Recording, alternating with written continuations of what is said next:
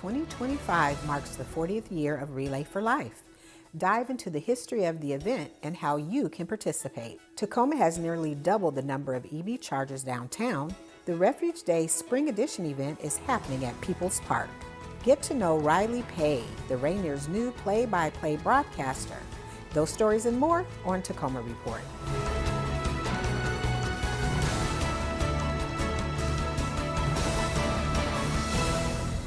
Welcome to Tacoma Report. I'm Laura Proctor. On May 17th, you're invited to participate in the 40th annual Relay for Life fundraising event. This year's theme is Relay Like It's 1985. Producer Dan Strothman has the details.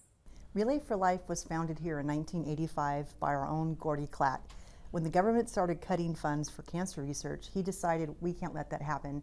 He by himself went out on a track at UPS and ran 83 miles and raised $27,000 for cancer research that first year.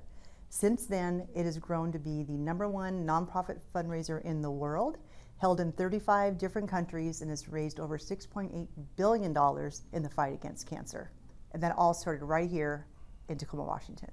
He was a colorectal surgeon. He himself first he was in Madigan, and then he had his own business here in Tacoma, and he would do colonoscopies, and he realized we need to keep doing research to find a cure for cancer. Gordy unfortunately lost his fight to cancer. I knew him personally. I knew him through business, and him and his wife both were dear friends of mine. Well, this year's Relay for Life will be on May 17th, starting at noon, and goes till 10 p.m. at Mount Tahoma High School. People ask you, what is Relay? You can't explain it. You have to actually experience Relay. The actual event itself is a culmination of the celebration of all the funds that we've raised. We celebrate our survivors. That's how every one of those events start. We pack the track with people wearing purple shirts who are survivors of cancer, and they take that first lap, and it's just awe-inspiring, from anybody from elderly to little ones who are being held in their parents' arms or can barely walk, and the ones that have lost their hair and whatnot. You're like, oh my gosh, this kid has gone through so much at such a young age, and here they are walking the track with a big old smile, and we line the track and we clap, and yes, there's tears that are there as well, and it's very, very inspiring. For a full schedule of the day's events, visit relayforlife.org/TacomaWA. The City of Tacoma is making electric vehicle use easier and more convenient downtown with a significant expansion of its public charging network. 2, 1.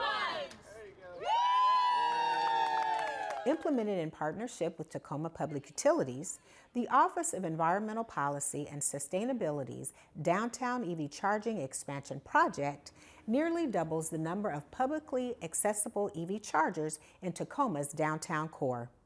There are 21 new chargers across 7 city-operated parking lots and garages. 2 are located near I-705 for convenient access. Tacoma now has a total of 51 public EV chargers downtown, including 47 Level 2 chargers and 2 Level 3 DC fast chargers, with 13 more scheduled to go live soon. All strategically placed to support broader coverage and enhanced convenience for the public. Celebrate people of color in the outdoors at Refuge Day Spring Edition. Golden Bricks Events will host its first event in Tacoma on May 10th, 2025 at People's Park. This is a family-friendly event and free to the public. Refuge Day offers drop-in creative workshops, classic field games, a live DJ, resource booths for outdoor-focused community programs, and a market featuring local BIPOC vendors hosted by Black Night Market. Golden Bricks Events was launched 8 years ago to address diversity, equity, and inclusion in the outdoors. The event will run from 1 p.m. to 5 p.m. For registration information, visit bit.ly/Refuge Day Spring Edition. This spring and summer, explore the vibrant array of events offered by Tacoma Creates funded organizations. From family-friendly cultural performances and hands-on STEAM workshops to concerts and festivals, the events calendar features a wide variety of programs. Browse the full list or search for something specific. You're sure to find something that matches your interests or needs.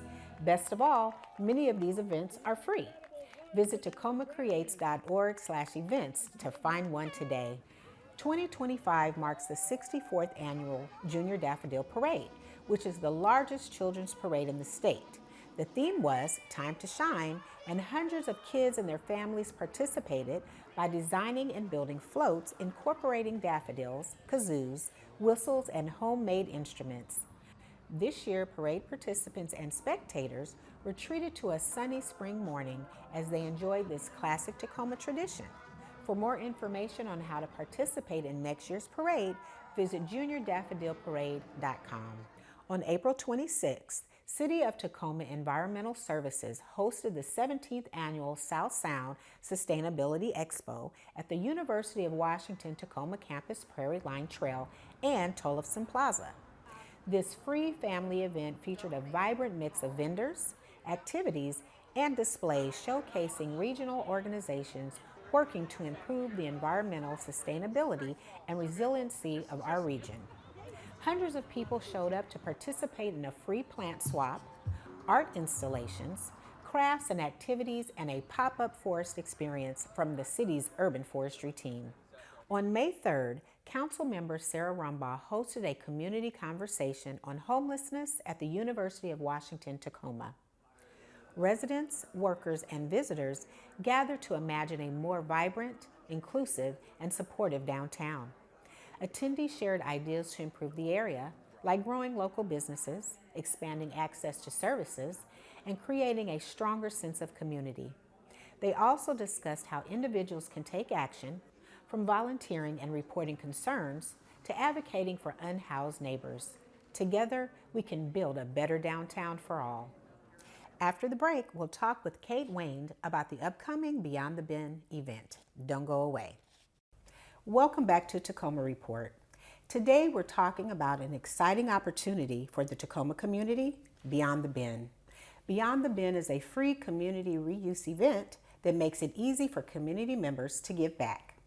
City Waste Reduction Specialist Kate Wayne is here to dive into the details of what's accepted, how it benefits the community, and why sustainability efforts like this matter. Kate, welcome to the show. Thank you. Well, we got a few questions for you to share with our viewers to give them a little more information about the event. Sure. All right. So, Kate, can you tell us more about the free community reuse event Beyond the Bend? Yeah, absolutely. So our events are really meant to expand upon the services that we already offer through solid waste. We have the Tacoma Recovery and Transfer Center, where people can currently recycle things, they can dispose of waste, they can safely get rid of household hazardous waste, but there aren't a ton of options for reusing. And that is an area that we really would like to expand upon. So we're offering these free community events where people can bring items that they are going to then donate for reuse in our community. We'll also be doing some diversion during the events. So people, if they're not there just for the event itself, they might be there dropping off things for disposal. We could be asking them questions like, hey, do you have anything that we might be able to capture for reuse today? And if they do, then we can get those to our partners who will then distribute the items back into the community. Okay, so to your point, it's like folks may be coming just to drop off items for, disposal, and then you can have that conversation with them like, well, by the way, we might be able to reuse this perhaps. Okay, that's pretty cool. Absolutely. And so, Kate, can you also tell the viewers when and where the Beyond events are occurring? Yes, absolutely. So our Beyond the Bin events, it's a series. Okay. So they'll be happening the 2nd and 4th Saturdays, May through September 2025. This is our first year doing these events. They'll happen from 10 to 2 p.m. or until our collection trucks are full. Okay. They will be happening at the Tacoma Recovery and Transfer Center on South Mullen Street, which a lot of people know for the recycle center or where they can drop off garbage for disposal. Right, okay. And can you let our viewers know what types of items are accepted for donation? Absolutely. We're going to be accepting a wide variety of items during the events because we're able to work with a bunch of really great partners that accept different things. So different items will be accepted on different days. The events that are starting us off, though, May 10th and 24th, we'll be accepting a lot of things like clothing, linens, housewares, small appliances, toys, books, that sort of thing. Okay. And then we also will have some events later on with other partners like Habitat for Humanity and Northwest Furniture Bank, where we'll be able to capture furniture items. Nice. Yeah, so it'll be just kind of dependent on the day, but we have all of that information on our website of what partner will be there on each day and what they'll be accepting. Okay. And so are there any restrictions on what can be donated? Absolutely. We are looking for gently used items. Okay. A lot of our partners are really amazing at reusing, but we don't always have the capacity for refurbishing or repairing items. Right. So if an item is broken, we probably won't be able to take that item. Okay. We will not be taking any hazardous waste. That can go to the Household Hazardous Waste Center. And we won't be taking any commercial drop-offs. But other than that, it's really open to anyone within Tacoma and in the surrounding areas to bring items for donation that are gently used, still in pretty good condition, that could go to somebody else just to find a new home. Okay. And I'm guessing the restrictions are also listed. Yes. Okay, perfect. Absolutely. So would you let our viewers know what happens to the donated items after they're collected? Yeah, so our partners, I Yes. should mention who they are. Okay. So Goodwill, Habitat for Humanity, Northwest Center and their Big Blue Truck program, and then Northwest Furniture Bank. What they are doing is really the important work. We're there to help with collection through Yes. solid waste. What they do then is they take the items away and they get it back into the community through their store faces or through their donation programs. A lot of our partners have programs where they donate directly to families or people in need. And then they also have their store-facing side of things like their thrift stores.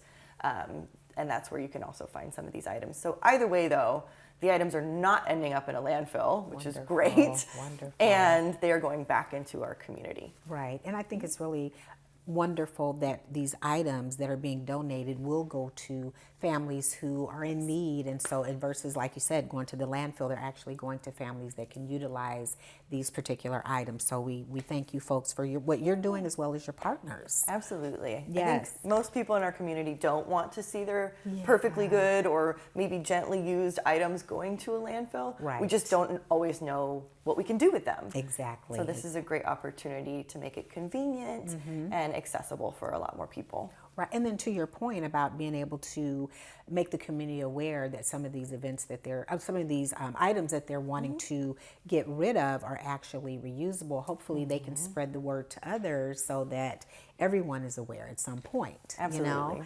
And so how can community members participate in these events? So the events are open to everybody. Basically, if you can get your items to the Tacoma Recovery and Transfer Center, then you can participate. If you happen to be there for the event, great. If you're just there by chance, you can still participate. We have many dates throughout the series, so lots of opportunity. So maybe you're visiting the Recycle Center and you hear about our event, but you don't have reusable items with you that day. You can come back to another event date when you do have those items with you. Right. Okay. I'm going to ask this question. I think I might know the answer, but is registration required? No, it is not. Okay. So easy peasy. Just show up and we'll be there. And based on what you were just explaining about folks, if you just happen to be there, I kind of guess that was the correct answer, Yeah, but I didn't want to absolutely. assume. And then, so final question. How does this event benefit the local community and environment? Yeah, in a lot of ways. Kind of like I said earlier, a lot of people would love to see their gently used items be used by somebody else. If it's something that we no longer want or need, sometimes we're like, well, I can't deal with a lot of clutter in my home and maybe somebody else could use this. That's definitely one of the ways that this benefits our community, is providing a easier path to get gently used items to somebody else who might be able to use them.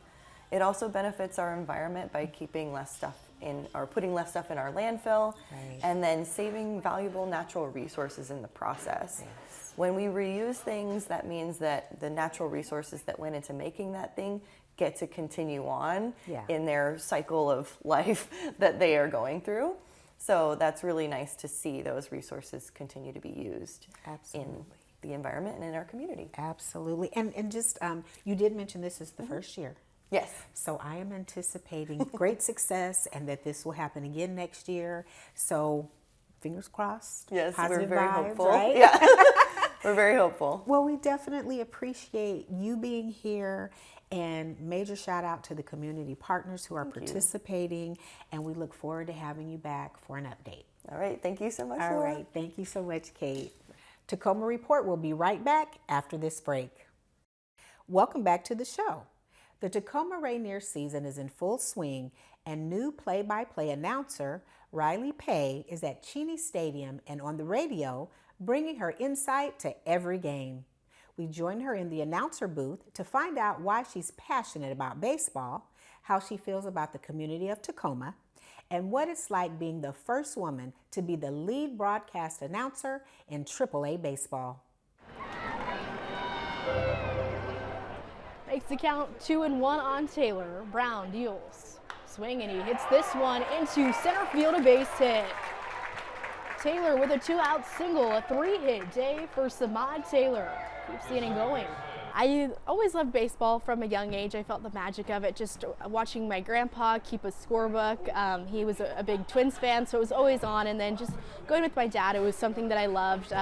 Checking off on family vacations, seeing how many stadiums I could see. So I just loved it as a fan from a really early age. It's where I felt the most relaxed. It's where I wanted to go on vacations, and I just loved being at the ballpark. See what he goes with here. An 0-2 count, 2 outs, bases loaded in the bottom of the 7th.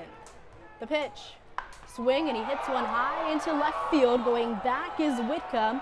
Shading his eyes from the sun, he is able to make the catch, and that ends the 7th inning. To only be the 3rd voice in team history gives you a ton of perspective of just about the tradition of what baseball means here and the impact that it has in this community. Something that I've started to understand the magnitude of when you're a part of those firsts.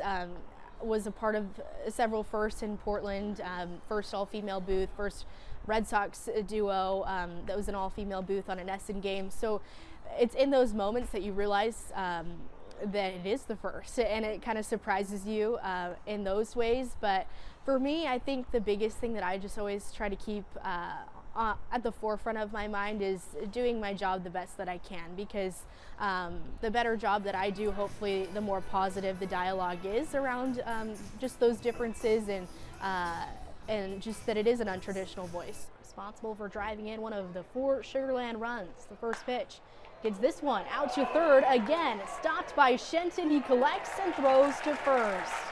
A busy inning at the hot corner for Austin Shenton, and just such a great city that's beautiful. Even in the early parts of this season, I've been told how magical it is in the summer once the summertime really kicks in, and it's just been such a cool spot.